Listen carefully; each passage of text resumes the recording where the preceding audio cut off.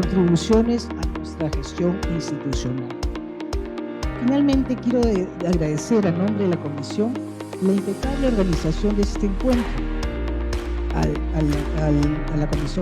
la comisión que está encargada de la organización, al Gabinete de Asesores de la Presidencia y a la Escuela Electoral y de Gobernabilidad por la oportunidad de compartir conocimientos que tienen como fin destacar la importancia de los procesos electorales para fortalecer la democracia en nuestro país. Muchas gracias por su presencia y empecemos la mesa de trabajo. Muchas gracias, doctora Mais. Vamos a dar ya la palabra al abogado Jorge Valdivia, quien va a ser el moderador de la mesa y va a proceder a hacer la explicación de la metodología para que podamos llevar de la mejor manera y en orden esta mesa de trabajo. Con su permiso, doctora. Con su venia, señora presidenta, permítame primero agradecer la designación como moderador de este evento y también me siento muy honrado de moderar esta mesa de trabajo con distinguidos expertos en materia constitucional y electoral. Antes de empezar con la explicación de la metodología que vamos a llevar en esta mesa de trabajo, se me ha pedido poner en claro 3 puntos. El primero, que esta mesa de trabajo tiene como finalidad, como objeto, recibir las opiniones técnicas de nuestros expertos. Segundo, de que no van a haber, obviamente, opiniones, respuestas correctas o incorrectas, no se van a valorar, simplemente queremos recibir las opiniones técnicas respecto a los temas que se van a tratar. Y por último, dejar en claro que todo lo que se converse aquí en esta mesa de trabajo va a quedar en un estado de confidencialidad, ¿no? Bien, la metodología va a ser la siguiente. Voy a proponer, van a haber 3 rondas de temas, dentro de las cuales ustedes van a tener por cada ronda 5 minutos para poder exponer sus opiniones respecto de los temas que voy a mencionar. Van a ser 3 temas por cada ronda. Luego de ello, la comisión va a formular sus preguntas, las cuales se van a canalizar por el grupo WhatsApp de la comisión y van a ser luego leídas de mi parte hacia ustedes para que los puedan responder. Y así sucesivamente hasta terminar con la última y tercera ronda de temas de interés. Bien. La primera ronda de temas de interés están referidas, el primer tema, a la aplicación de la reforma constitucional conforme a la primera disposición complementaria de la Ley 31.988, ley de reforma constitucional que restablece la bicameralidad en el Congreso de la República del Perú. Luego, el segundo tema es la distribución de escaños en la Cámara de Senadores y Diputados, porcentaje o número de representantes, considerando lo establecido tanto en el artículo 90 de la Constitución Política del Perú, materia de la reforma constitucional, y el artículo 20 de la Ley Orgánica de Elecciones. Y el tercer tema es el porcentaje y un número de representantes que requieren alcanzar los partidos políticos en la Cámara de Diputados y o senadores para no incurrir en causal de cancelación de su inscripción, considerando lo establecido en el artículo 90 de la Constitución y el artículo 13 de la Ley de Organizaciones Políticas. Cedo el uso de la palabra a quien quisiera empezar con su participación.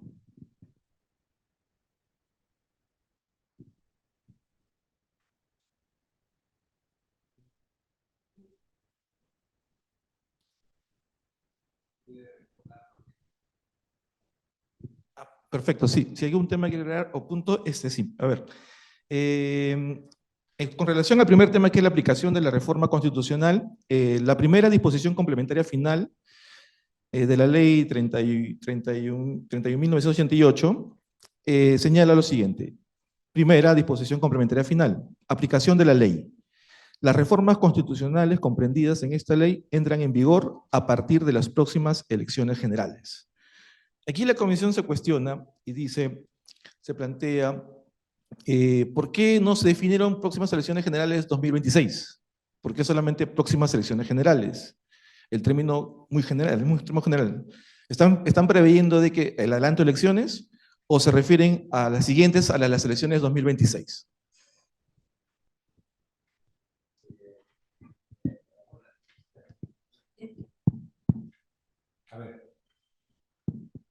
minutos, ¿no? A ver.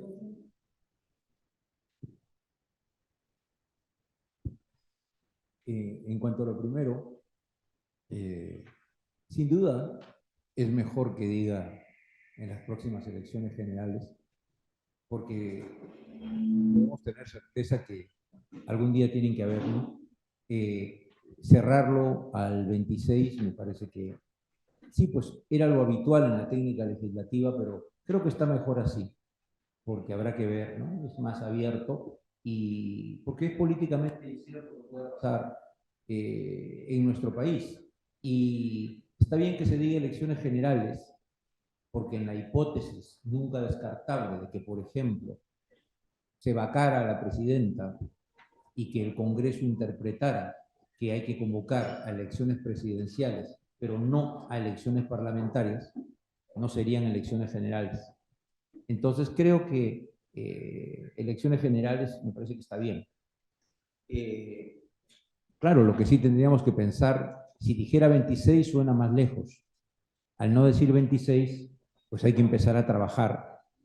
Yo revisaba ahora en la mañana no solo la ley de organizaciones políticas, que le acaban de hacer cambios, sino también la ley orgánica de elecciones, y uno se ve que van a haber varias cosas que se van a ver modificadas, y son leyes, ¿no? Entonces, un escenario apresurado, habría que ver si da el tiempo para las reformas, ¿no? En cuanto al tema de los escaños, bueno, sabemos que cuando entra a regir esta reforma constitucional en un proceso electoral general, se han señalado el número mínimo de integrantes de cada Cámara, ¿no?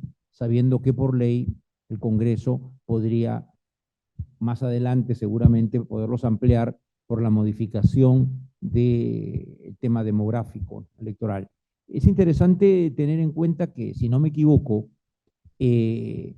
la propuesta, el dictamen planteaba que el número que se podía ampliar era el de diputados, que tiene más relación con la población, y no el del Senado. Bueno, ahora, con la norma aprobada, las dos cámaras, el número básico inicial de 60 y 130 podrían variarse por ley. El tema que genera alguna discusión, y no me acuerdo si viene en otro tema, si vienen en otra mesa me avisan para no entrar allí, es el tema del Senado. ¿Viene después o acá? Del número de integrantes de escaños en el Senado. Ya, perfecto. A ver, miren, la ventaja que da ser mayor es que uno ha vivido un poco más. Entonces, permítanme, de la manera más rápida posible y sin caer en ser un viejo anecdótico, no, en decir algo que creo importante. Yo participé cuando era miembro del directorio de transparencia en el primer esfuerzo que concluye en la ley de partidos políticos. Y vivimos una experiencia interesante porque convocaba transparencia, era más fácil, poco después de restablecido el orden constitucional con Toledo, y teníamos ahí a representantes importantes de los partidos, del APRA, del PPC, de la izquierda, y se sinceraron, ¿no? Incluso a mí me encargaron preparar una propuesta de ley de partidos. El punto es que con la idea del Senado, lo que decían aquellos viejos dirigentes, algunos que siguen vigentes, como Jorge del Castillo, por ejemplo, ¿no? Ellos lo que decían era, la necesidad del Senado era para buscar que, sobre todo, cuadros partidarios de relevancia, que podrían el riesgo de no ser elegidos con el voto preferencial, y que además ya tenían una cierta presencia nacional, más que en ese momento departamental o de circunscripción, porque ser diputado por Lima es recontra difícil con el número de votos que hay que obtener. Y hay personas que nacieron en una determinada región o departamento, ya se han desvinculado de ella, y aunque puedan ser personalidades que más o menos tienen una presencia nacional, en su región van a perder una elección, donde probablemente ganará un exalcalde, un gobernador regional, o sea, gente que está más ligada a la representación. Entonces querían que el Senado fuera un lugar al que llegue gente de peso del partido, gente que tuviera una proyección más allá de una localidad determinada. Y pensaban que para ello había que hacer distrito único. Por eso viene mi comentario. Pero claro, eso siempre ha generado resistencia de quienes decían, no, no, como distrito único, eso es centralista, le da ventaja, de hecho le da ventaja a quien tiene presencia en las grandes ciudades, en las más pobladas. Entonces, este tema hasta hoy se ha discutido, distrito múltiple, distrito único, y han encontrado, quizás como fórmula de transacción, esta fórmula que han puesto en la norma, ¿no? Uno mínimo por región, 27, y los 33 restantes en distrito nacional. Obviamente, planteado así, yo entiendo la racionalidad. Yo entiendo la racionalidad. Más aún si se diera una ley que modifique también la composición, por ejemplo, de los diputados de Lima y divida Lima en circunscripciones, ¿no? Salvo que la gente se mude, hay muchos que viven en 3 o 4 barrios, distritos, y van a competir entre ellos. Porque, vamos, aquí en materia electoral las normas no es que tengan un efecto reflejo inmediato, pero sí inciden en un posible resultado. Yo con una norma electoral puedo modificar el escenario, claramente. Y al haber dicho Senado, un porcentaje mayor a la mitad, distrito único, nacional, estoy diciendo que va a haber un predominio de grandes ciudades, un centralismo, y de las personas más populares, más representativas en las grandes ciudades. Y que las circunscripciones más pequeñas del país se van a quedar sin representación en el Senado, salvo el de su circunscripción. Ahí yo dejo planteado un tema, me pregunto, tengo la suerte que en temas electorales Luciano y el doctor Napoli saben mucho más que yo. Así que yo solamente dejo planteada ahí una pregunta. ¿Podría la ley, porque hay un montón de cosas que se tienen que resolver a nivel legislativo, pensando en una circunscripción tan relevante, aunque sea distrito nacional único, pero como Lima, para evitar pues, que la gran mayoría de senadores sean limeños o vivan en Lima o en 2 ciudades más? ¿Podría la ley, en cuanto a este porcentaje que va por distrito nacional único, poner un tope de cuántos podrían llegar por una determinada circunscripción? Me explico, creo, ¿no? O sea, como que alguien dijera, bueno, sí, Distrito Nacional Único, pero eso sí, de los 33, pues no más de tantos pueden provenir de Lima. Lo dejo planteado. Y por último, yo revisaba ahora en la mañana, y no sé si es un tema de actualización de normas, y lo miraba en la página del jurado, ¿no? Trataba de hacer un símil en la ley de elecciones y en la ley de organizaciones políticas. Y corrígeme ustedes, son los que saben, pero noté una diferencia que puede ser un error mío de lectura, ¿ya? A ver, una de las 2 normas, sí, creo que la ley de elecciones, cuando habla de que para conservar su inscripción, los grupos políticos, ¿ah? Sí. Sí, así es. ¿No? Y así es, ¿no? Una habla de 6 congresistas en por lo menos en varias circunscripciones, pero además dice o el 5% de la votación del Congreso, que siempre es un problema, ¿no? Porque la votación del Congreso, en rigor, se puede hacer un artificio de plantear general, pero en el sistema actual que hemos tenido, como se vota por distrito múltiple, no hay una votación general del Congreso. Hay votaciones por circunscripciones. Pero salvando ese problema, decía 6 en más de una o 5% de la votación general, mientras que la ley de organizaciones políticas, que habla de 5, no dice o, sino dice y. Y ya sabemos las implicancias del o y del i. Entonces, ahí hay un tema que resolver. Se ha asumido que 5. Y eso es lo que dice la ley de organizaciones políticas. Pero la ley de organizaciones, esto para entrar al reparto de escaños, dice o, ¿no? Sí, eso es lo que yo advertí. Yo no sé si ahí hay alguna contradicción, pero ustedes nos ilustrarán mejor que yo. Gracias.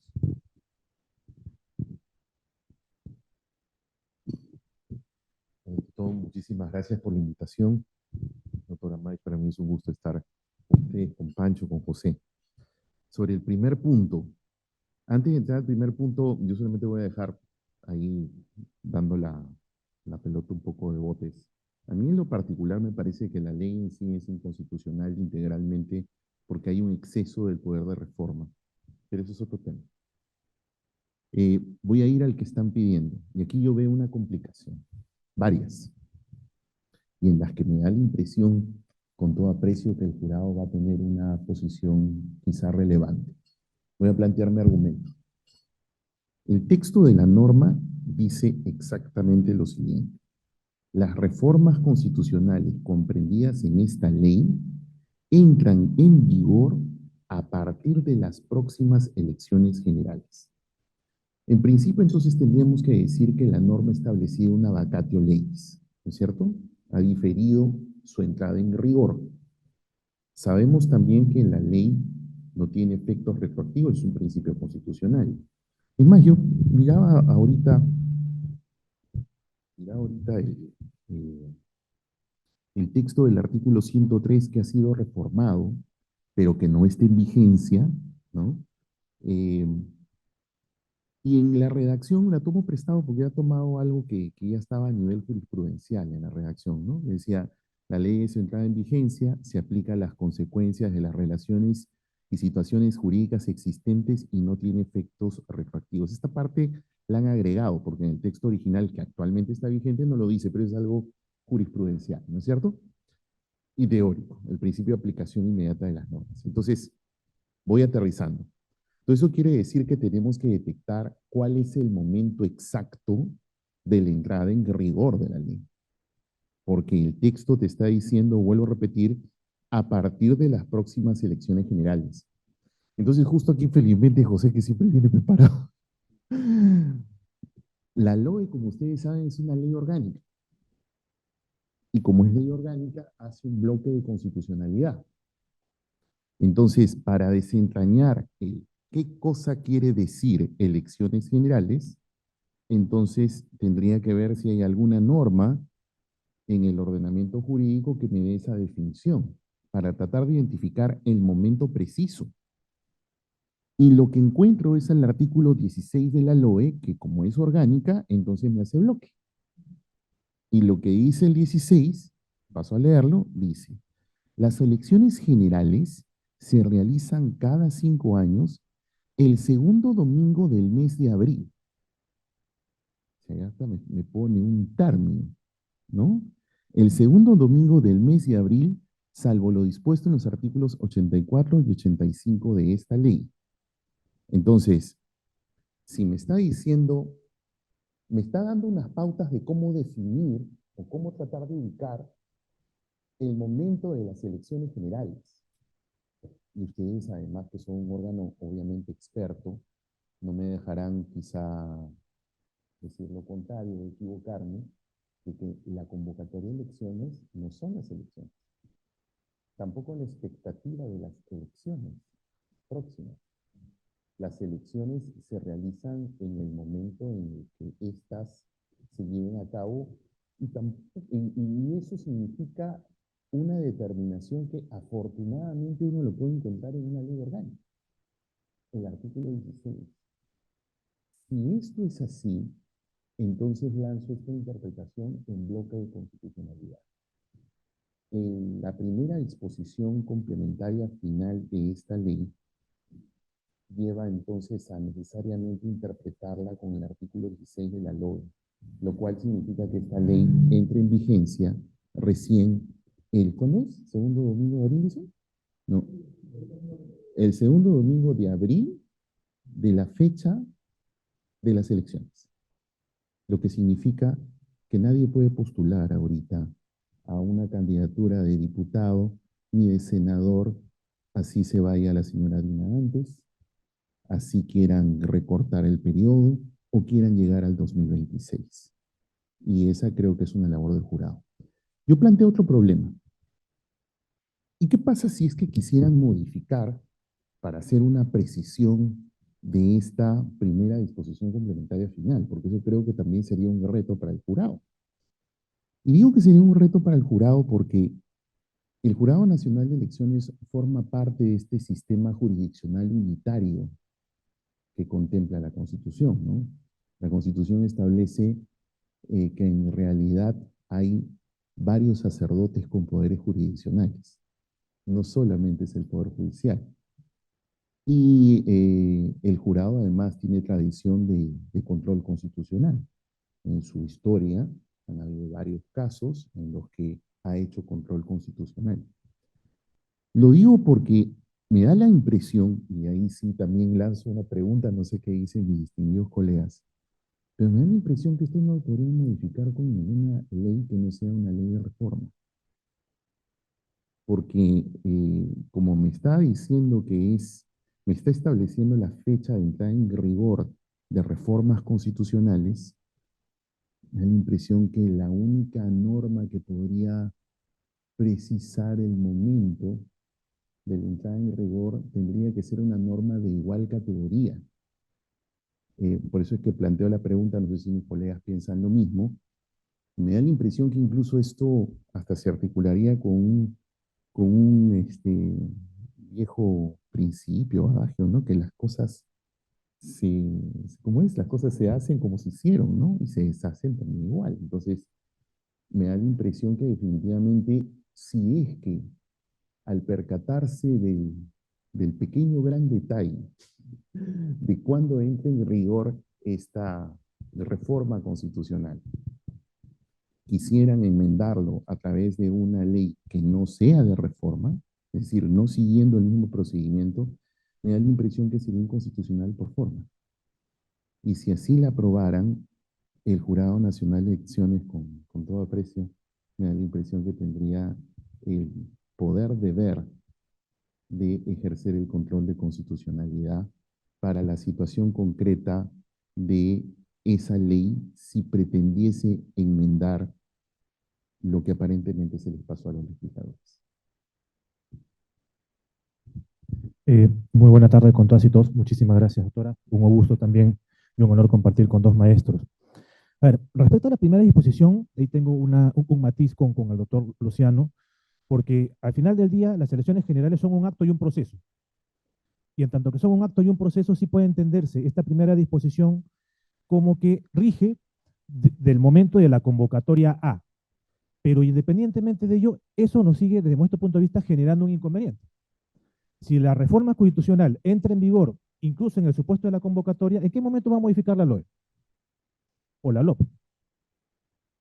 Podría sacar una norma que también tenga una vacatio legis diciendo, esta entrará en vigor una vez que a su vez entre en vigor la reforma constitucional, o para poder promover una reforma de la ley orgánica de elecciones, una reforma de la ley de relaciones políticas, tengo que esperar que el proceso esté convocado.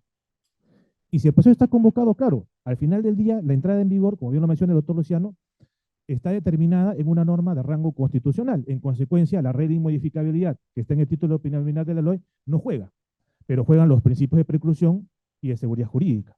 ¿Hasta dónde podríamos alcanzar el tiempo de modificar la LOE y la LOP si es que tengo que esperar a que esta reforma constitucional entre en vigor? Este tema un poco lo conversaba con alguna gente también que bueno, trabaja en el Congreso y creo que lamentablemente no la vieron muy bien, porque en el 90, aprovechando la confidencialidad, es que ellos jugaron con el tema del mínimo de miembros con la finalidad de incrementar el número de diputados y el número de senadores con miras a la CG 2026.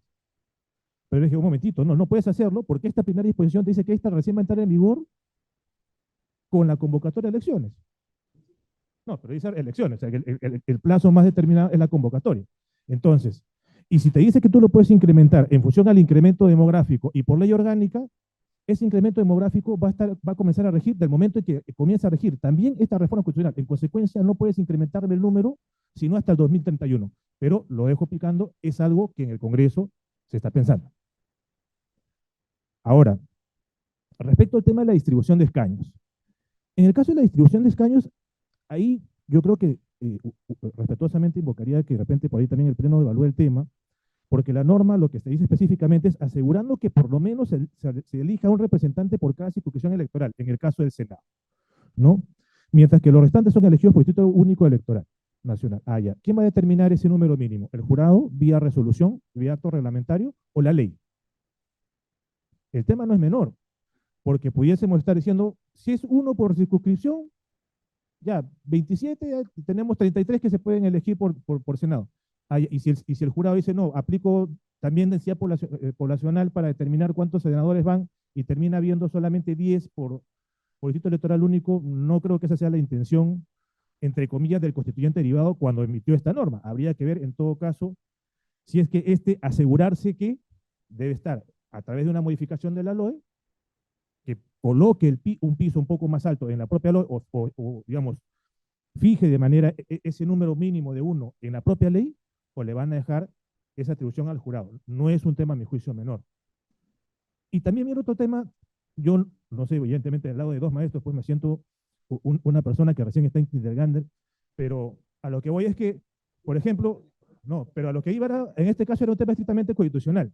Tenemos una disposición una disposición transitoria especial en la Constitución que no ha sido derogada por esta norma, que establece que Lima Provincias tiene cuatro escaños. Ya, ¿esos 4 escaños van también para el Senado? ¿Solo para diputados? ¿Para los dos? ¿O se entiende que como esos 4 escaños de Lima Provincias estuvieron en el marco de un Congreso unicameral, ha sido derogado tácitamente? ¿Podríamos aplicar una derogación tácita en una reforma constitucional? O sea, la derogación tácita de lo que yo recuerdo, lo he visto a nivel reglamentario, a nivel legal, no recuerdo una derogación tácita a nivel constitucional. Sí, la disposición transitoria, claro, la complementaria especial. Entonces, exacto, porque al final del día, si tiene el mismo rango, entonces, y ahora ya tenemos bicameralidad, tendría que asegurarme 4 senadores para Lima Provincias y 4 diputados para Lima Provincias, porque la norma, esta ley no derogó esa disposición. Y la disposición nunca dijo que se aplicaran solamente para el 2001. Tan es así que hasta ahorita seguimos teniendo 4 congresistas por Lima Provincias. ¿Cómo hacemos con esa reforma? ¿Entendemos que ya se derogó? Entonces, porque yo no creo que a los que estén empezando en el Senado les guste mucho decir, ya, te aseguras 1 como mínimo para cada distrito electoral, pero en el caso de Lima Provincia te aseguras con 4. Entonces, ahí yo creo que va a también haber un inconveniente. ¿Habrá una ley de interpretación auténtica 2.0? Con el Congreso nunca se sabe, pero vamos a ver. Y en el caso de las causales de cancelación, ahí sí creo que, por ejemplo, el jurado debiera evaluar, o en todo caso, conversar con algunos grupos parlamentarios para ver si de repente alguien presenta un proyecto de ley que lo precise, porque la autógrafa que ya le enviaron al Congreso, que ya la enviaron al Ejecutivo, en virtud justamente para supuestamente la optimización del proceso electoral, tocan el artículo 13, pero no tocan el porcentaje, precisamente porque siguen pensando en un Congreso unicameral, siguen pensando que esto recién va a estar en vigor con la convocatoria de elecciones, entiendo. Pero, ¿cuál va a ser el parámetro? No podría seguir manteniendo de manera general el 5% de los votos válidos a nivel nacional del Congreso, porque ahora tenemos dos órganos dentro del Congreso, diputados o senadores. Entonces, en ese contexto, sí sería importante, desde nuestro punto de vista, que, de ser el caso, se precise si la causal de cancelación va a jugar respecto de diputados o respecto de senadores. Particularmente, yo me inclinaría a pensar que si le vamos a colocar el número mínimo de congresistas en más de una circunscripción electoral y un porcentaje de 5%, debiera en principio pensarse más en una de diputados. Si quizás hubiésemos tenido un Senado por distrito electoral único, hubiese dicho, bueno, Senado, ¿no? Pero si tengo entre una mixta, o va a ser una mezcolanza, y una por distrito electoral múltiple fijo, optaría por lo segundo. Y un elemento indirecto que podría estar vinculado con esto, que de repente se van a abordar en las otras rondas adicionales, es el tema del voto preferencial. Claro, se ha restablecido, todavía en el marco de un Congreso unicameral, pero si, por ejemplo, la lógica supuestamente el Senado era en un primer momento distrito electoral único, y ahora eventualmente voy a tener como mínimo 1 por circunscripción, ¿cómo jugaría ahí en todo caso el voto preferencial? ¿No? Entonces, ese sería un poco, en principio, ese punto.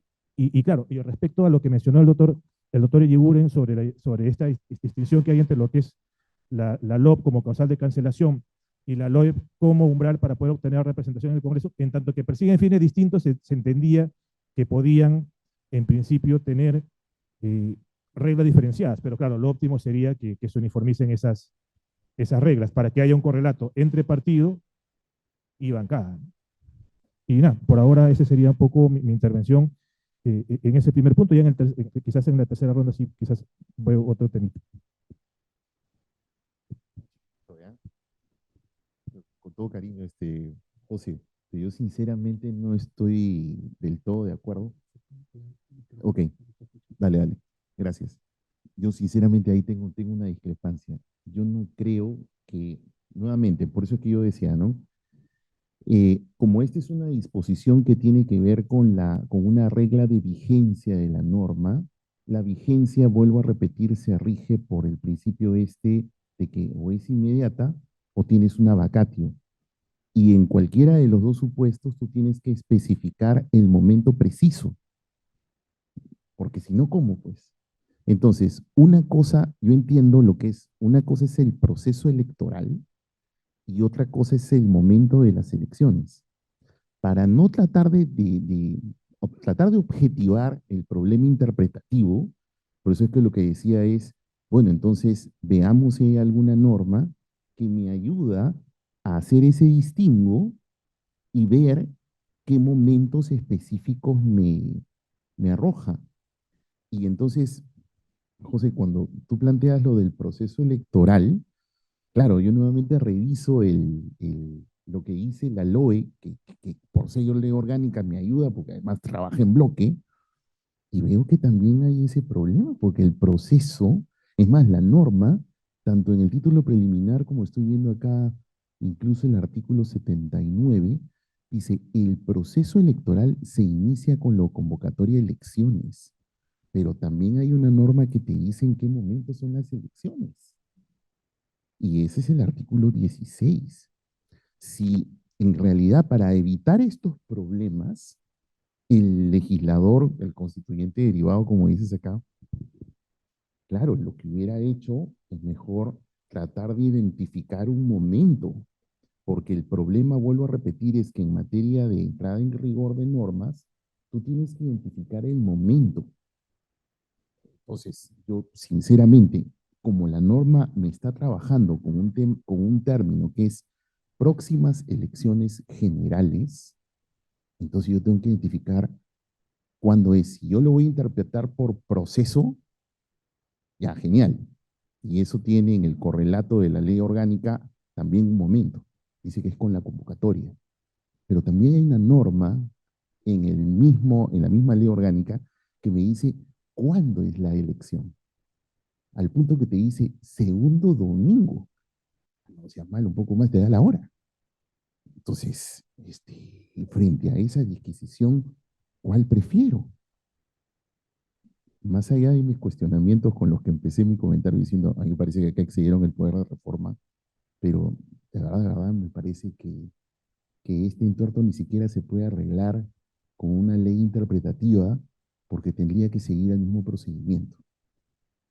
Y nuevamente, doctora, aprovecho porque esta es una decisión del jurado. Entonces, Nosotros ese punto. A ver, tú te has puesto formal, ¿no? Y creo que el Congreso haga cosas así no extraña a nadie, ¿no? Entonces, yo te diría, en primer lugar, no los tomes tan en serio. En segundo lugar, una interpretación literal, porque, por ejemplo, la ley orgánica de elecciones, más de una vez en transitorias de otras veces, cuando hablaba de procesos electorales para las regionales y para todo, las mencionaba por el periodo de elecciones en que sería, ¿no? Para las elecciones del 2016, o sea, como bloque. Y yo sí creo que ahí cuenta lo de proceso. Tú estás apoyándote en una norma de la ley orgánica que dice cuándo se realiza el acto electoral, el acto de votar, pero el proceso electoral se inicia antes. Entonces, yo personalmente creo que si hay una disyuntiva de interpretación, hay que interpretar en el sentido de lo que haga más viable la aplicación de la norma y el sentido inequívoco, creo, inequívoco de la decisión de la reforma constitucional es que entre a regir, como dice, en las próximas elecciones generales. Eso es lo que dice. Ahora, discutir cuándo empiezan o no, yo creo que empiezan con la convocatoria. Y ojo, recuerdo, otra cosa del pasado, la primera vez que se implementó los gobiernos regionales en el Perú, se convocó a las elecciones regionales y no había ley de gobiernos regionales.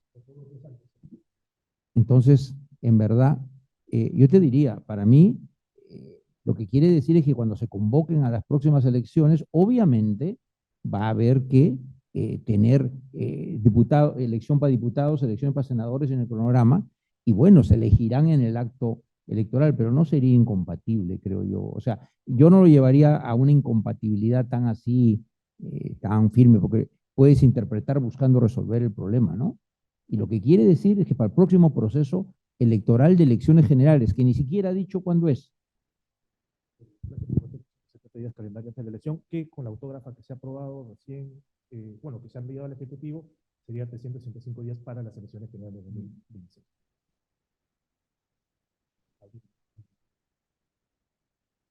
Claro, pero si hubiera una necesidad de convocar elecciones generales antes, todo eso se cae. Entonces, hay todo un debate además si las disposiciones transitorias tienen y esto, la misma jerarquía que las normas permanentes, ¿no? Es otro debate también.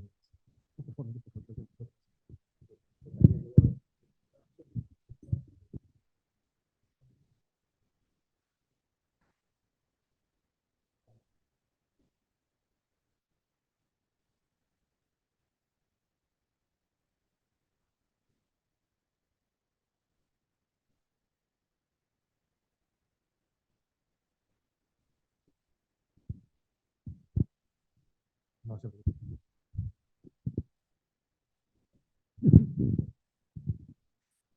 Bien, antes de escuchado las opiniones técnicas de los distinguidos expertos presentes aquí en esta mesa de trabajo, paso a informar a la sala que el doctor Gonzalo Gálvez Chaparro se tuvo que retirar de urgencia, estaba conectado a vía Zoom, pero se ha excusado y se ha retirado.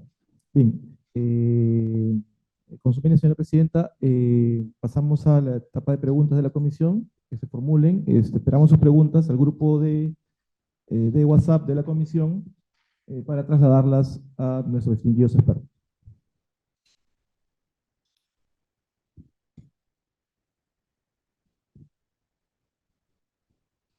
Bien, informa, señora presidenta, que las preguntas van a ser después, así que entonces empezamos con la segunda ronda de temas de interés.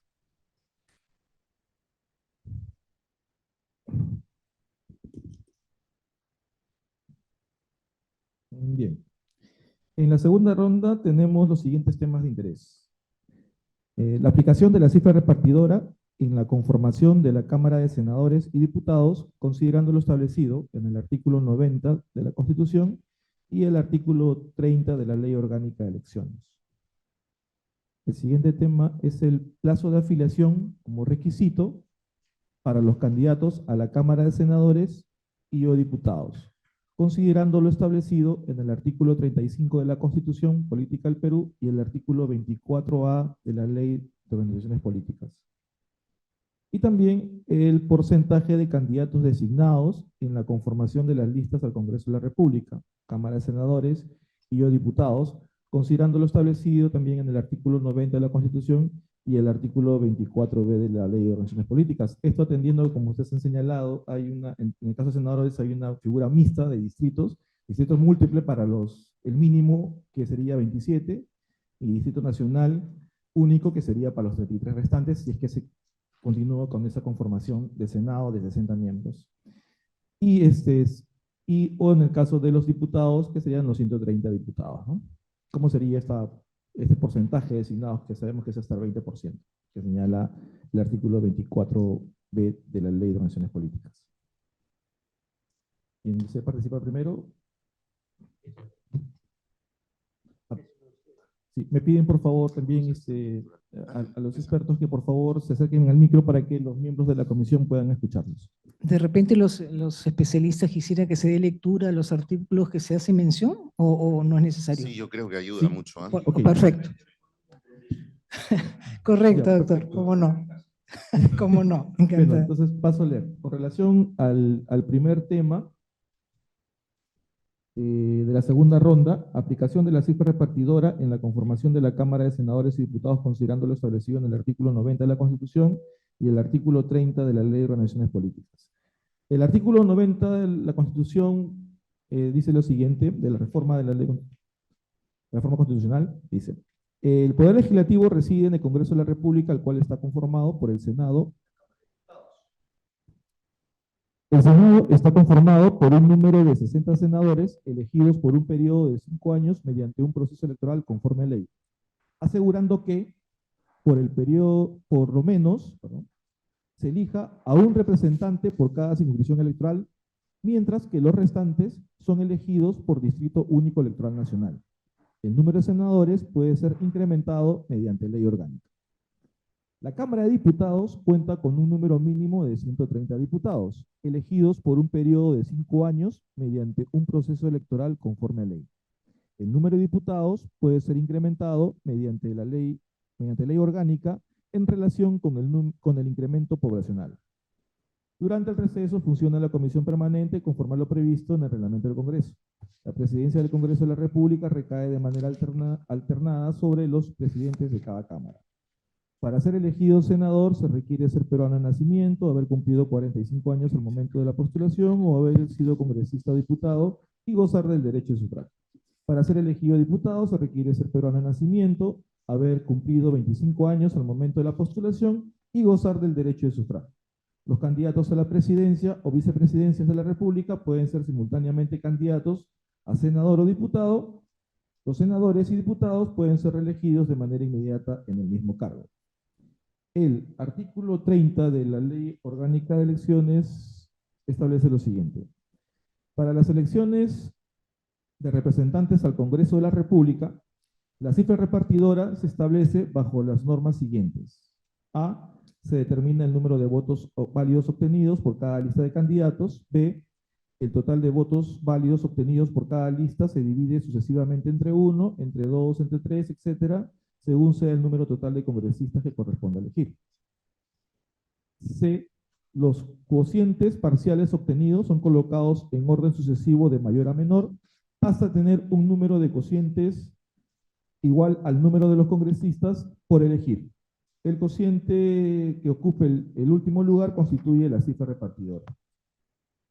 D. El total de votos válidos de cada lista se divide entre la cifra repartidora para establecer el número de congresistas que corresponde a cada una de ellas. E. El número de congresistas de cada lista está definido por la parte entera del cociente obtenido a que se refiere el inciso anterior. En caso de no alcanzarse el número total de congresistas previstos, se adiciona la unidad a quien tenga mayor parte decimal. Y F, en el caso de empate, se decide por sorteo entre las que hubieran obtenido igual votación. Con relación al segundo tema de esta segunda ronda, sobre el plazo de afiliación como requisito para los candidatos a la Cámara de Senadores y Diputados, considerando lo establecido en el artículo 35 de la Constitución y el artículo 24A de la Ley de Organizaciones Políticas. El artículo 35 de la Constitución señala lo siguiente, en su primer párrafo, que es la parte pertinente: los ciudadanos pueden ejercer sus derechos individualmente o a través de organizaciones políticas como partidos, movimientos o alianzas conforme a ley. Tales organizaciones concurren a la formación y manifestación de la voluntad popular. Su inscripción en el registro correspondiente les concede personalidad jurídica. Y el artículo 24A de la Ley de Organizaciones Políticas regula los candidatos en elecciones primarias y señala lo siguiente: las candidaturas pueden ser individuales o por lista. En tal caso, es de aplicación en lo pertinente lo dispuesto en el artículo 116 de la Ley Orgánica de Elecciones respecto a la paridad y alternancia, el artículo 12 de la Ley de Elecciones Regionales y el artículo 10 de la Ley de Elecciones Municipales respectivamente. Solo el afiliado que tenga como mínimo un año de afiliación a la fecha límite de la convocatoria a elecciones generales puede postular para ser candidato en una elección primaria. En cumplimiento de esta exigencia, invalida la candidatura. La organización política puede establecer mayores requisitos a los señalados en la presente disposición. Las candidaturas se presentan e inscriben ante el jurado electoral especial correspondiente. Y con relación al tercer tema, que es sobre el porcentaje de candidatos designados en la conformación de listas al Congreso de la República, Cámara de Senadores y Diputados, considerando lo establecido tanto en el artículo 90 de la Constitución y el artículo 24b de la Ley de Organizaciones Políticas, el artículo 24b de Organizaciones Políticas establece lo siguiente: hasta un 20% de la totalidad de candidatos al Congreso, al Consejo Regional y a los consejos municipales puede ser designado entre sus afiliados o no afiliados por el órgano de organización política que disponga el estatuto. En la lista de candidatos, la ubicación de los designados es establecida por el órgano competente de la organización política, respetando los principios de democracia interna. Ese es en su parte pertinente, señor presidente.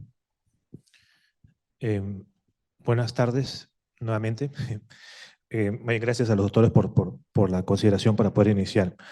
Respecto a estos temas, creo que lo primero que habría que dilucidar es si es que el jurado se la va a jugar por emitir una norma reglamentaria o presentar un proyecto de ley. Me explico. En el caso de la aplicación de la cifra repartidora, el tema meridianamente podría resolverse con una regla tan simple como se aplicará en aquellas circunscripciones en las cuales se vaya a elegir más de un candidato al Senado. Claro, porque la norma dice asegurándose que como mínimo haya uno. Entonces, y acá todavía la norma no se sabe si es que va a ser la ley orgánica de elecciones o el jurado el que va a determinar si va a haber más de un escaño. Entonces, si hay más de un escaño, en principio tendrá que haber cifra repartidora, y ahí la regla se aplicaría tal cual ahorita está la ley, solamente con esa precisión respecto al tema del Senado.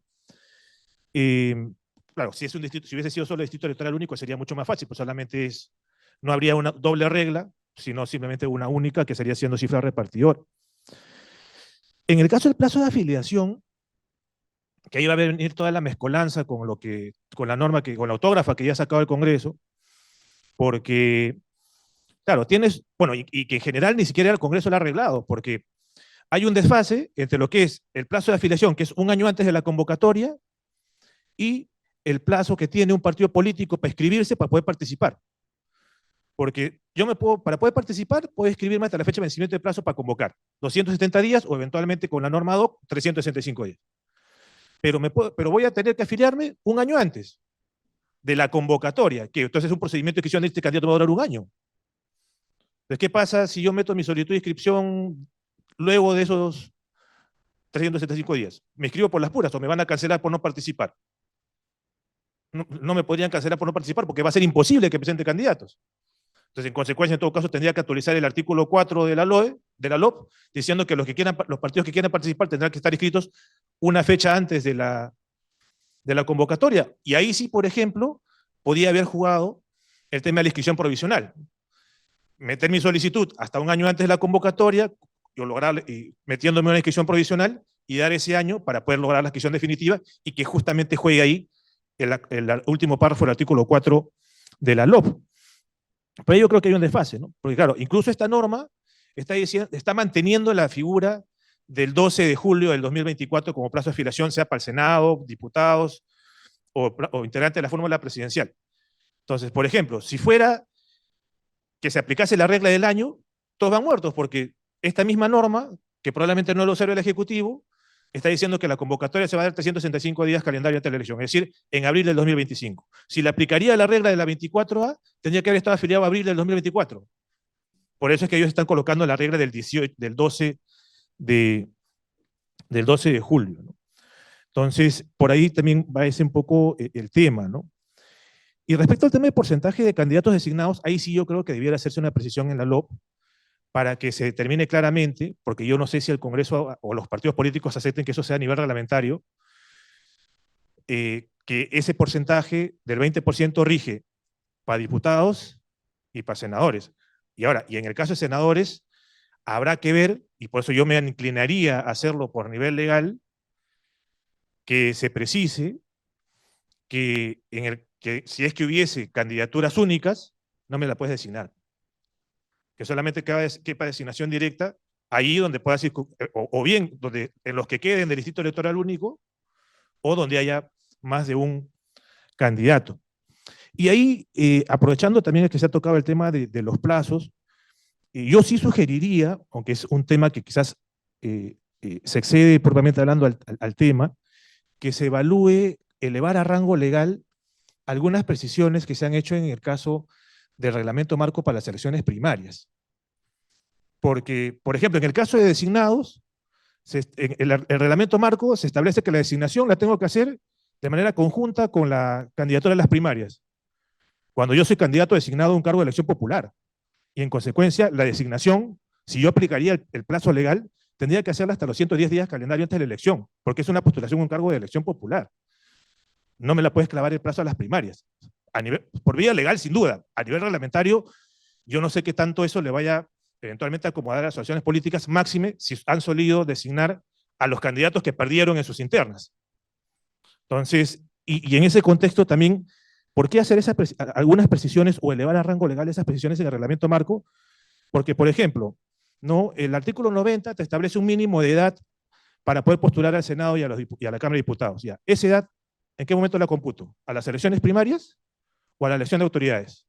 Porque el reglamento marco te dice que va a ser una evaluación integral al momento de la presentación de las candidaturas a las primarias. Ya, entonces voy a tener que tener 25 a las primarias y no la fecha y no los 110 días calendarios antes de la elección, cuando una cosa es ser candidato a las primarias y otra cosa es ser candidato al cargo de elección popular, cuando la ley lo que te regula en sentido estricto es la postulación al cargo de elección popular. Entonces, claro, y eventualmente ya cuando se tenga que evaluar el tema de la CRM, también tendríamos el tema de domicilio, incluso ahora que también están colocando el tema de primarias para regidores y consejeros regionales, y que con esta regla que están modificando el 24A, ahora hasta el 80% de candidatos a regidores y consejeros regionales van a tener que ser afiliados. No sé si tendrán afiliados para poder cubrir el número de candidaturas que ellos mismos están planteando. Pero creo que el porcentaje, solamente la precisión sería que sería en candidaturas únicas de ninguna manera. Yo incluso me inclinaría a plantearlo para que vaya a solo los que son el distrito electoral único, ¿no? Pero sí soy consciente de que eso no va a ser de recibo por las organizaciones políticas, porque no es lo mismo 20% de 60 que 20% de 33. Y claro, ahí va a venir el tema también que ya me hizo acordar del tema del caso de Gamio Valdivieso, si es que vas a hacer por distrito electoral múltiple, ¿cómo computas el 20%? Y en este caso peor en el caso del Senado, que va a ser mixto. O sea, ¿cómo computo el 20% sobre el total? ¿Y quién lo computa? Porque ello implicaría que en todo caso se caigan las listas de todas las demás circunscripciones. Y estamos hablando de cada jurado especial independiente, que el Pleno lo podría hacer de oficio. Y ahí entramos a todo el tema de la naturaleza jurídica y los procedimientos de ejecución de listas que están pendientes en el TC de precisar, porque el caso de Gamio Valdivieso no nos quisieron responder si era propiamente hablando administrativo. Dijeron que no era jurisdiccional, pero tampoco han terminado de decir que es administrativo. Ese serían un poco mis comentarios sobre este punto. Y muchísimas gracias por el tiempo. Bueno, en realidad simplemente agregar, porque José es un experto en esto, con los vericuetos electorales. Pero sí, lo que creo es que definitivamente esto tiene que precisarse a través de una ley.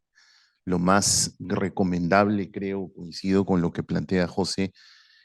Además, también, un tanto para bajar las presiones que comúnmente ocurren con el jurado, es que la iniciativa venga del jurado, ¿no? Entonces creo que es lo más conveniente. El jurado tiene toda una trayectoria, tiene un gran equipo. Creo que es lo más saludable que la iniciativa venga del jurado, pero al menos en mi opinión, yo creo que esto es por un tema de ley, indudablemente. No creo que pueda ser por un reglamento, va a ser demasiado cuestionado. En todo caso, que el jurado elabore su propuesta técnica, que además es la labor del jurado, se plantea ante el Congreso y que ellos tomen la decisión.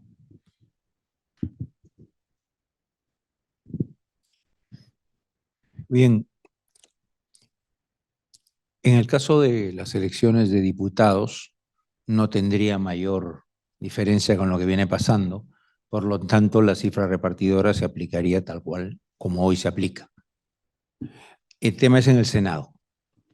Y obviamente uno pensaría que la cifra repartidora solo puede darse allí donde hay una elección, independientemente de la fórmula de esto, múltiple, ¿no? De varios candidatos. Me puse a pensar, de repente, lo dije muy ligeramente, queriendo complicar un poco las cosas, porque siguiendo un poco la preocupación de Luciano, a ver, vamos a buscarle un poco de tres pies al gato a las cosas. A ver, sí, pues leyendo bien la norma sobre el Senado, yo lo simplifiqué, como lo había entendido siempre, diciendo, bueno, ok, 1 por circunscripción, o sea, 27, y 33 por distrito múltiple. Pero claro, esa no es la única lectura posible, ¿no? Porque, volviendo a mirar bien la norma dice que se garantiza por lo menos 1 por circunscripción y el resto por distrito único nacional. Pero ese resto no dice cuál es, no dice 33.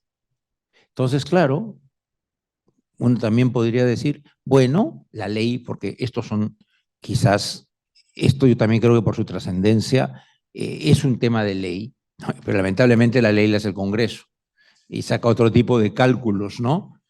Saca otro tipo de cálculos, porque normalmente los escaños los asigna el jurado, ¿no? Pero claro, teniendo un parámetro legal. Bueno, aquí el tema es, si no quisiéramos interpretar la norma así fácil de el 27 y 33, sino que una norma dijera de repente, bueno, pues a ver, como lo que único que me está pidiendo la ley es que cada circunscripción tenga por lo menos uno, por lo menos. Por lo tanto, sí, todas tienen por lo menos uno, pero algunas pueden tener más de uno. Y entonces de repente ya no me quedan 33, sino de repente podría decir que las circunscripciones más grandes tengan más.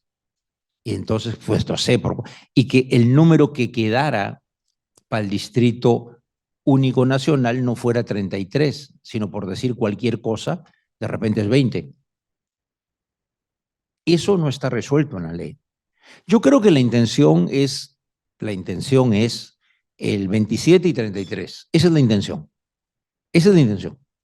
Pero sí se podría tener una interpretación distinta.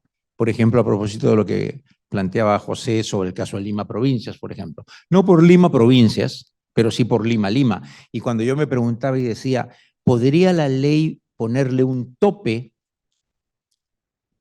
pero para la parte del Distrito Nacional, algunas circunscripciones, o por el otro lado, ¿no? Sobre todo pensando en las grandes ciudades, ¿no?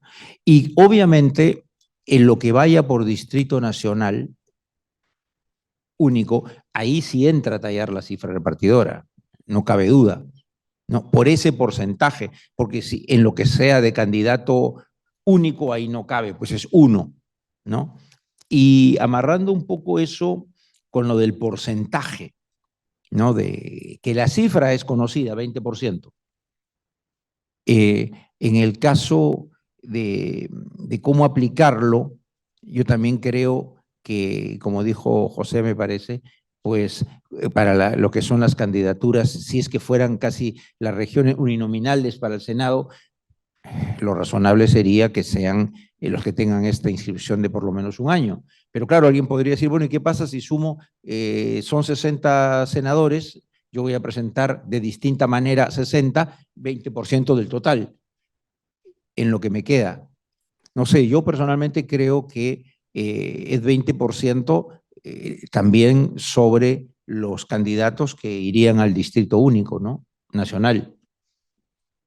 Pero sí, pues hay muchas cosas que, no sé, pero pienso que esto va a tener que ser para evitar más problemas por ley, ¿no? Me da la impresión, aunque el jurado lo ha hecho usualmente, ¿no? Pero es un tema complejo, la verdad. No, ya entra más allá de mi saber y me obligaría a estudiar más el asunto, porque en efecto, una cosa es cuando uno le da una primera leída, pero otro es cuando ya lo lee y empieza a buscar problemas. Y cuando empieza a buscar problemas necesita buscar soluciones. Y a veces no es tan fácil, ¿no? No es tan fácil. Muy breve, sí, rapidito nomás. Lo que pasa es que efectivamente, Pancho, como bien decía José, aquí la tercera disposición especial, transitoria especial de la Constitución, mira lo que dice el texto, ¿ah? En una primera parte le da una competencia, pero al jurado.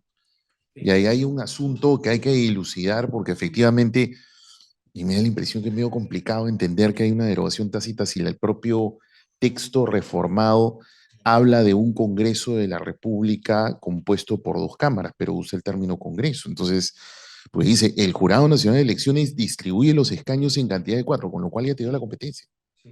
Y más bien dice que sin afectar la distribución nacional existente y los 6 escaños restantes conforme a ley. O sea, ahí recién ya hay una parte de competencia que es del legislador. Entonces, eso complica y claro, si lo entiendes como Congreso de la República y no asumes que está derogado tácitamente, pues a mí tampoco yo no me como eso, entonces tendría que ser en las dos cámaras. Y eso te complica los números que decía Pancho. Y ahí sí hay una competencia de ustedes. por si acaso, ¿no?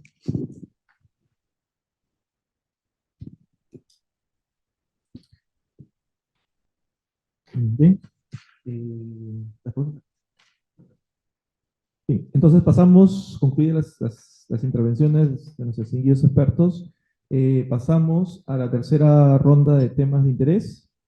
El primer tema está referido a la asignación de financiamiento público directo a representantes que obtengan escaños en el Congreso de la República, Cámara de Senadores y Diputados, y porcentaje destinado, considerando lo establecido en el artículo 90 de la Constitución y el artículo 29 de la Ley de Organizaciones Políticas, que paso a leer.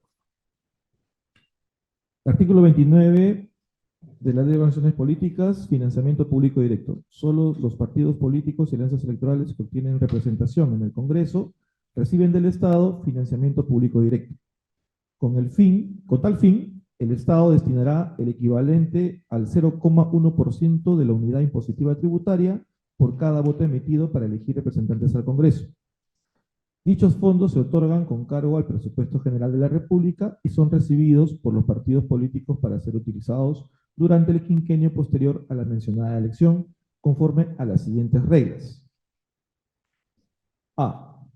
Hasta el 50% del financiamiento público recibido para ser utilizado en gastos de funcionamiento ordinario, así como en la adquisición de muebles, mobiliario y otros bienes necesarios para atender actividades consustanciales al objeto de la organización política, así como para la contratación de personal y servicios públicos. B. No menos del 50% del financiamiento público directo recibido para ser utilizado en actividades de formación, capacitación, investigación y difusión de estas bajo criterios de igualdad, paridad y no discriminación entre hombres y mujeres. Estas actividades pueden estar orientadas a los procesos electorales convocados e involucrar realización de encuestas, desarrollo de sistemas informáticos o herramientas digitales y procesamiento masivo de datos. La transferencia de los fondos a cada partido político se realiza a razón de 1/5 por año, distribuyéndose un 40% en forma igualitaria entre todos los partidos políticos con representación en el Congreso y un 60% en forma proporcional a los votos obtenidos por cada partido político en la elección de representantes al Congreso. La Oficina Nacional de Procesos Electorales, OMPE, se encarga de la fiscalización del cumplimiento de lo previsto en el presente artículo. El segundo tema está referido a la asignación del financiamiento público indirecto a representantes que obtengan escaños en el Congreso de la República, Cámara de Senadores y o Diputados, considerando lo establecido en el artículo 90 de la Constitución Política del Perú y el artículo 38 de la Ley de Organizaciones Políticas, que paso a leer. Artículo 38 de la Ley de Organizaciones Políticas. Duración y frecuencia del financiamiento público indirecto. En las elecciones generales, cada estación de radio y televisión difunde la franja electoral entre las 6 y las 23 horas. La mitad del tiempo total disponible debe estar debidamente valorizado y se distribuye equitativamente entre los partidos políticos y alianzas con candidatos inscritos en el proceso electoral. La otra mitad del tiempo debidamente valorizado se distribuye proporcionalmente a la representación con la que cuenta cada partido político en el Congreso de la República. Los partidos políticos que participan por primera vez en una elección disponen de un tiempo equivalente al del partido que tenga la menor adjudicación. En el caso de las redes sociales, se puede contratar publicidad diaria hasta en 3 de ellas. El espacio contratado para hacer publicidad en redes sociales se distribuye equitativamente entre todos los partidos políticos y alianzas con candidatos inscritos. La Oficina Nacional de Procesos Electorales, OMPE, podrá, a disposición de los partidos políticos y alianzas electorales, un módulo dentro del portal digital de financiamiento con el catálogo de tiempos y espacios disponibles para la contratación de publicidad en radio, televisión y redes sociales. Podrán inscribirse al catálogo en calidad de proveedores todos los medios de comunicación formales a nivel nacional, independientemente de su alcance, rating o sintonía. Cada partido político o alianza electoral elegirá directamente, de acuerdo a sus preferencias y a la adjudicación económica que le corresponde, los tiempos y espacios disponibles en el portal digital de financiamiento, de acuerdo al reglamento que emita la Oficina Nacional de Procesos Electorales, OMPE, para tal fin. Los espacios de tiempo no utilizados por los partidos políticos y alianzas electorales en la franja electoral serán destinados a la difusión de educación electoral, según lo determine la Oficina Nacional de Procesos Electorales. El tercer y último tema de esta tercera ronda es la asignación del financiamiento para difusión de espacios en radio y televisión en periodo no electoral a partidos políticos con representación en el Congreso de la República, sea Cámara de Senadores y o diputados, considerando lo establecido en el artículo 40 de la Constitución Política del Perú y el artículo 41 de la Ley de Organizaciones Políticas, que paso a leer. Artículo 41 de la Ley de Organizaciones Políticas, espacios en radio y televisión en periodo no electoral. Los medios de comunicación de propiedad del Estado están obligados a otorgar mensualmente 5 minutos a cada partido con representación en el Congreso para la difusión de sus propuestas y planteamientos. La Gerencia de Supervisión de Fondos Partidarios hace la asignación correspondiente. Cedo la palabra a experto que se utiliza.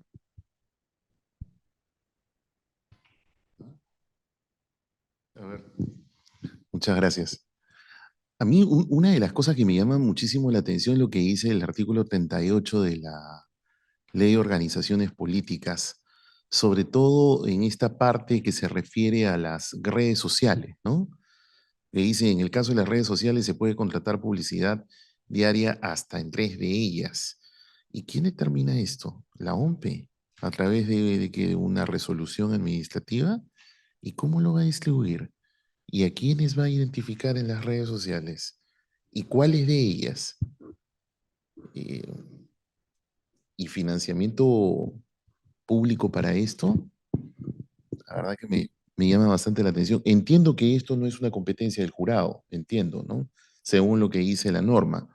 Lo que estoy viendo acá es que esto es una competencia de la Oficina Nacional de Procesos Electorales, pero acá veo un espacio de problemas, tremendo problema que va a tener la OMPE para poder terminar eso, porque veía hace poco a algunos especialistas y claro, la crisis que están teniendo los medios de comunicación tradicional justamente es por la masiva presencia que ahora existe a nivel comunicacional justamente en las redes sociales.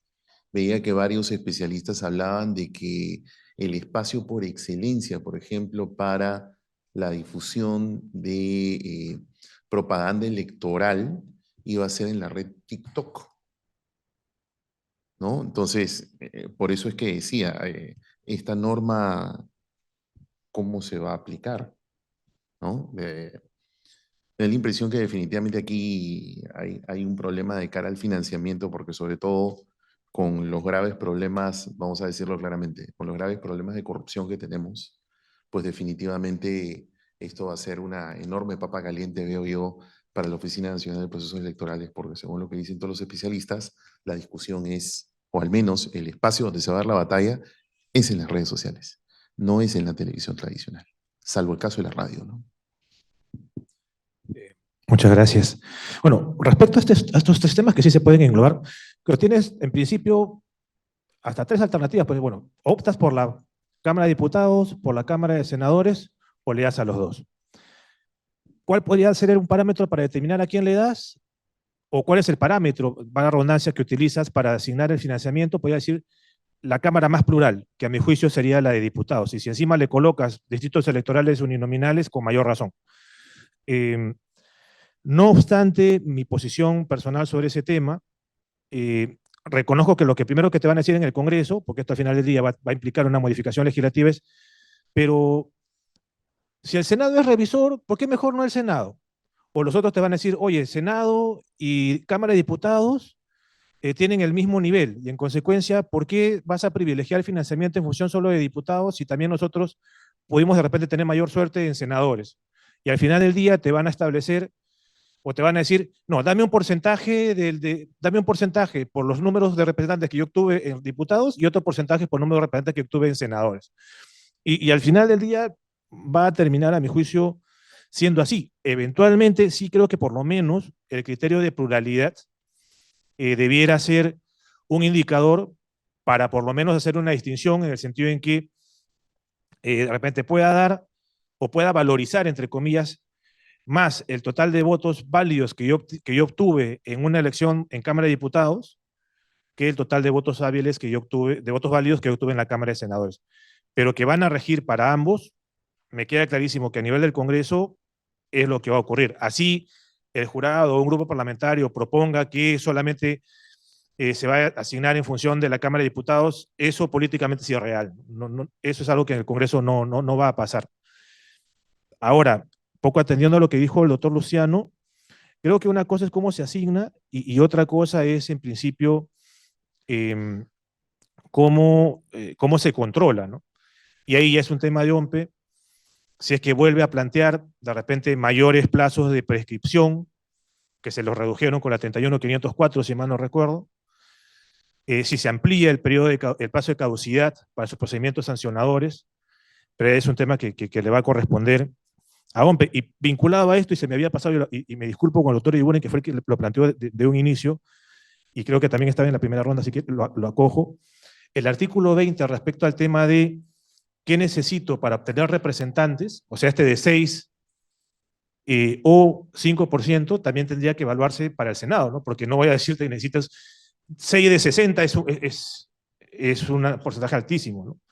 Entonces, ahí tendría que modificarse el 20 para, en todo caso, incorporar un párrafo adicional para que se determine qué porcentaje necesito para poder acceder a representación en el Senado. O, tranquilamente, podrían determinar que para el Senado entra, así sea 1, y ahí no hay mínimo que valga y entra cualquiera.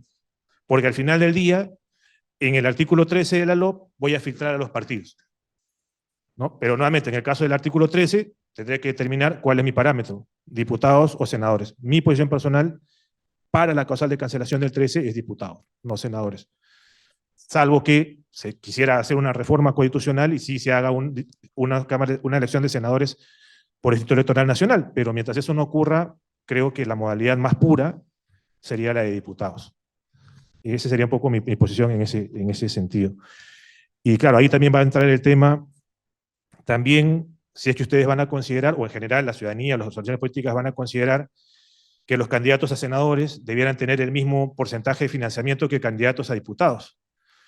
En el sentido de que, por ejemplo, no es lo mismo un candidato que corra solo contra un candidato único al Senado, poniéndome en esa modalidad de que se asegure uno al Senado por distrito electoral único, por distrito electoral múltiple, a que vayas a ser un candidato al Senado por distrito electoral nacional.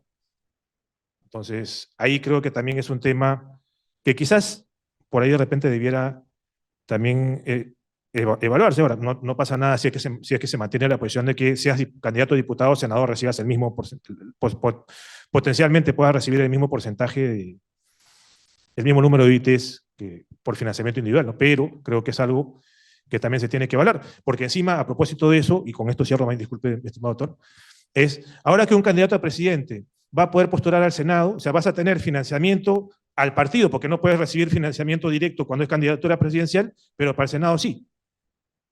Entonces vas a tener a 3 integrantes de la fórmula, si los 3 van al Senado, recibiendo individualmente, y veto a saber si es que vas a utilizar esos ingresos para tu campaña al Senado y no para tu campaña presidencial. ¿Cómo fiscalizas eso?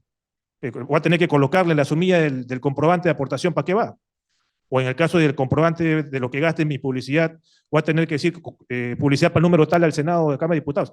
Ahí creo que también hay un tema que va a complejizarse un poco, pero quizás ya es un tema más de OMPE que el jurado, pero la dejo picando ahí.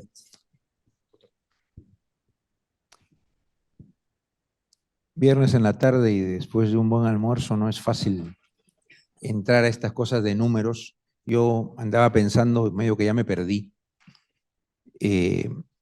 A ver, como yo lo he entendido siempre, pero como digo, en este asunto no soy un especialista, ¿no? Yo entendía que lo del financiamiento público directo es post-elecciones, no para las elecciones, y que era en función del resultado electoral. No sé si estoy equivocado, pero yo lo entendí así. Ahora que van a ver las cámaras, ¿cómo determino qué porcentaje tiene cada partido político?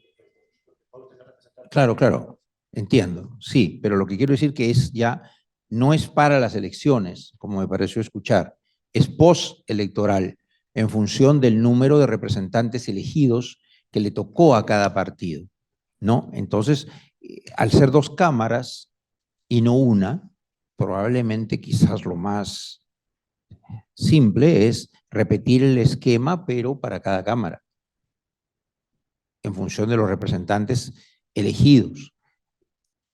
Ahora, para los periodos no electorales, allí hay una fórmula en la norma mixta, ¿no es cierto? Un porcentaje es por la representación que obtuvieron en las elecciones anteriores y otra igual para todos, proporcional, sobre todo tomando en cuenta que podrían haber agrupaciones que postulan por primera vez y que no tienen historia o que no tuvieron representación antes, ¿no? Entonces, yo no sé, suena complicado decirlo, pero cuando lo voy pensando y lo voy explicando así, no veo tantos problemas, sinceramente. O sea, no soy capaz de ver lo que ustedes son capaces de ver porque saben de esto más que yo, ¿no?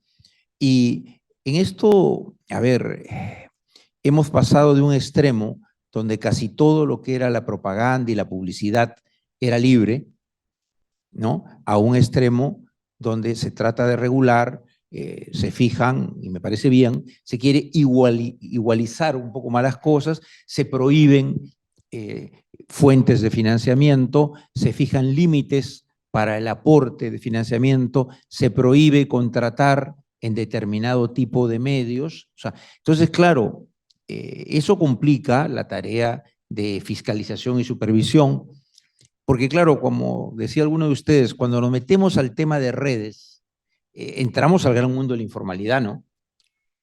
Al gran mundo de la informalidad. Porque una cosa es decir, bueno, no puedes contratar con emisora de televisión o no puedes contratar con tal emisora, pero por eso son un poquito más formales. O con diarios, bueno, son un poquito más formales, pero las redes sociales, ¿quién es su dueño? ¿Con quién contratas? ¿Dónde están? Hasta puede ser bien difícil fiscalizar, porque yo lo veo más como una fiscalización casi en las rendiciones de gastos que hagan los partidos para ver cuánto ha gastado, si no ha superado lo que puede contratar. Creo que el número de redes es una tontera en el fondo. Debería haber más bien tendría que ser por un monto límite a lo que puedes contratar, pero ¿qué pasa si de manera informal o fraguada en determinadas redes te hacen propaganda y tú dices, no, yo no he contratado esa propaganda? Es espontáneo, ¿no? Es espontáneo. Yo no he gastado en eso. Pues no sé, yo creo que ahí el tema es complejo por un tema de fiscalización y de control. Y como digo, las redes son bien difíciles de poder, a veces no hay no sé ni con quién vas a hablar, a quién vas a fiscalizar, a quién le vas a exigir información. Y no se trata de estar chequeando todo, ¿no? Lo veo complejo en verdad. No, es algo que me supera, al menos a esta hora.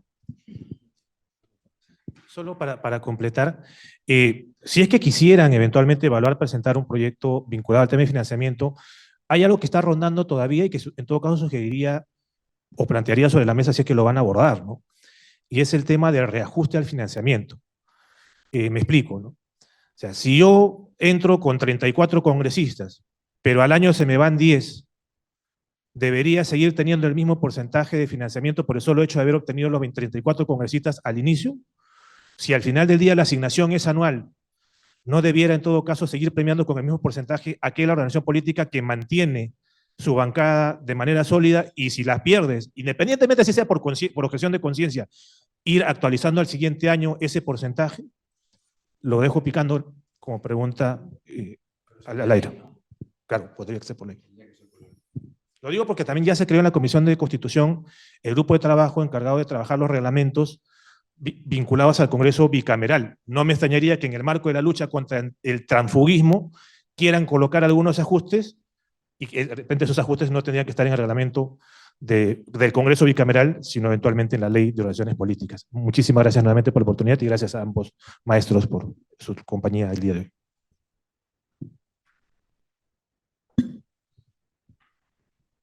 Señora Presidenta, me informan de que los integrantes de la comisión agradecen los alcances y aportes realizados por los distinguidos expertos el día de hoy, y por ellos, dada que sus explicaciones han sido claras, solamente hay una sola pregunta referida que voy a pasar a leer, que es la siguiente. ¿Resultaría razonable exigir un año de aplicación a los candidatos de las organizaciones políticas? No, perdón, un año de afiliación a a los candidatos de organizaciones políticas que logran su inscripción después de dicho plazo, resultaría razonable exigir un año de afiliación a los candidatos de las organizaciones políticas que logran su inscripción después de dicho plazo.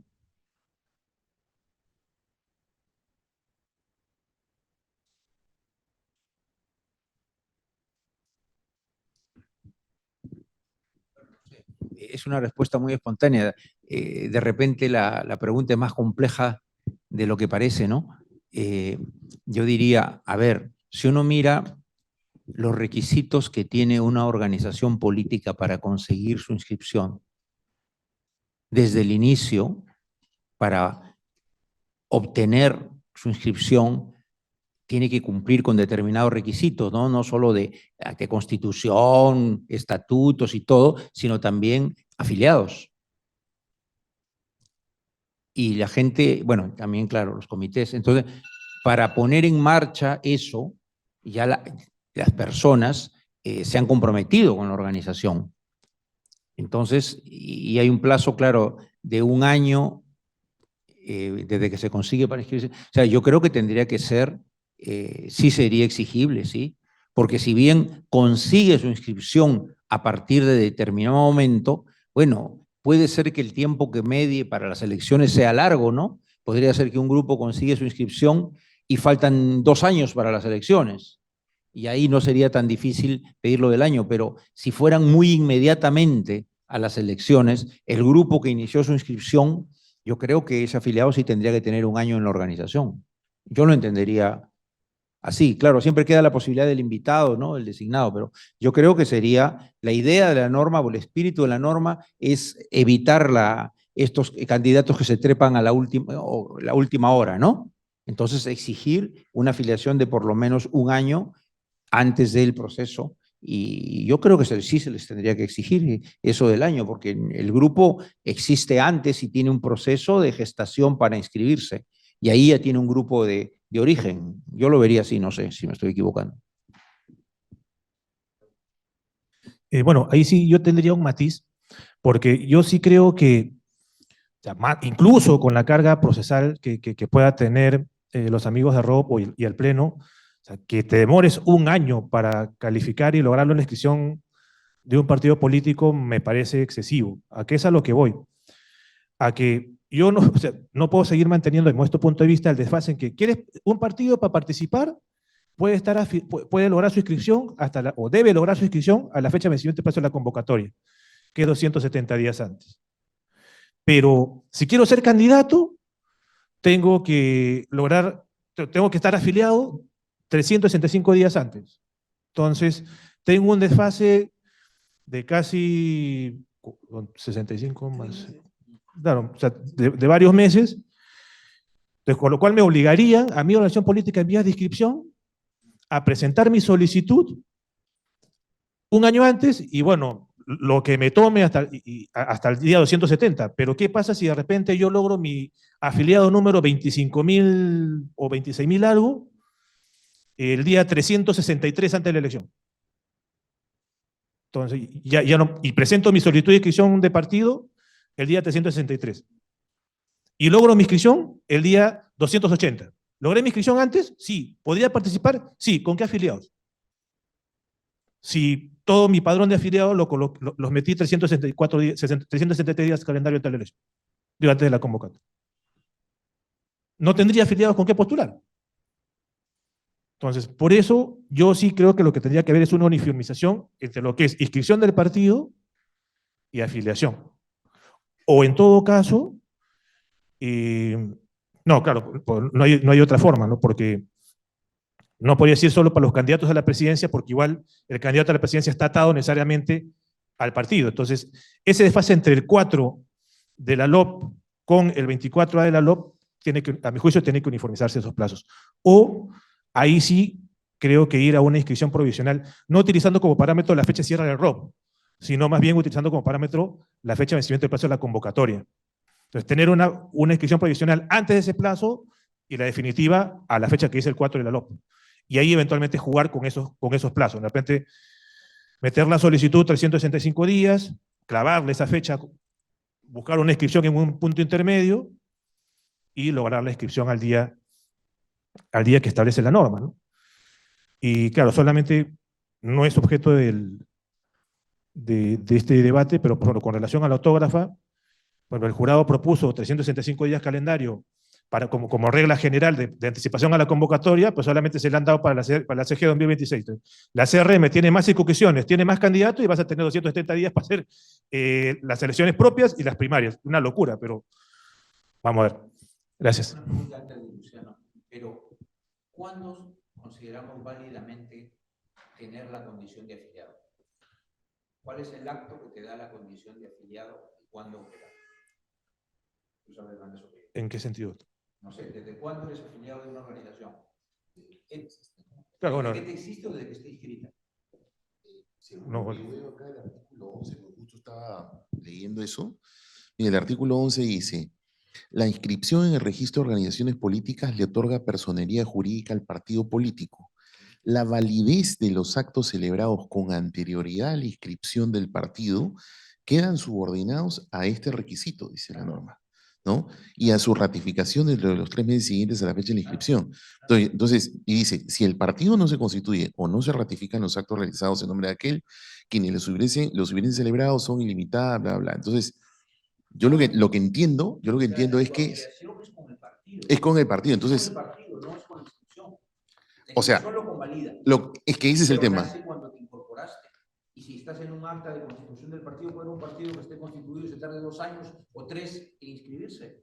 Es que ahí es que por eso me hace sentido lo que proponía José de hacer una suerte de inscripción provisional, para que entonces pueda tener un hito, esa es un tanto la idea, ¿no? Tener un hito que pueda marcar de tal manera que entonces cuando te inscribes y se ratifica todo, entonces tengas parámetros mucho más fijos. Eso es lo que entiendes el sentido, ¿no? Creo que la posición del doctor Eguiguren es, pues, poniéndome en un escenario, digamos, un caso hipotético, ¿no? Yo lleno mi ficha de afiliación el día 370 antes de la convocatoria. Pero la solicitud de inscripción la presento eventualmente el día 300 antes de la elección y logro la inscripción el día 270.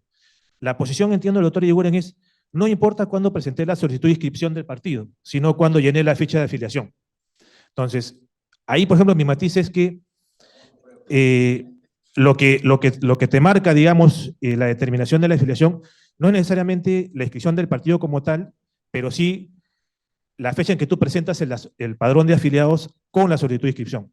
O sea, porque no es que, digamos, yo tengo mi ficha 370 días y puedo demorarme el tiempo que me dé la vida y después meterla el día 271 y con eso digo, ya, estoy afiliado no del día 271, sino del día 370. Y ahí va a venir el tema de todo caso a cuál en principio debería darle más peso, a la ficha de afiliación que tiene una fecha mucho más anterior o a la fecha en que yo presento la solicitud o la solicitud de inscripción del padrón o la actualización del padrón electoral, ¿no? Porque, por ejemplo, en el reglamento marco sí marcan el tema de la fecha de presentación de la solicitud de inscripción del padrón, por ejemplo. Ahí no importa tanto la fecha de la ficha, sino la fecha en que presento el padrón. Correcto.